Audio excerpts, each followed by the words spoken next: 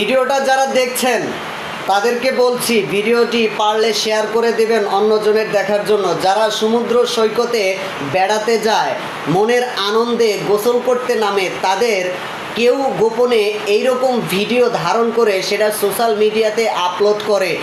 আপনারা যারা মনের আনন্দে কক্সবাজার বেড়াতে যান তাদেরকে অনুরোধ করে বলছি, আপনারা একটু সাবলীল পোশাক পরে, মোটা পোশাক পরে সাগরে গোসল করতে নামবেন। কারণ দুষ্ট পোলাপান আপনাদের পাশে ওট পেতে বসে আছে, আপনার একটা নগ্ন ছবি তুলে সেটা সোশ্যাল মিডিয়াতে পোস্ট করবে।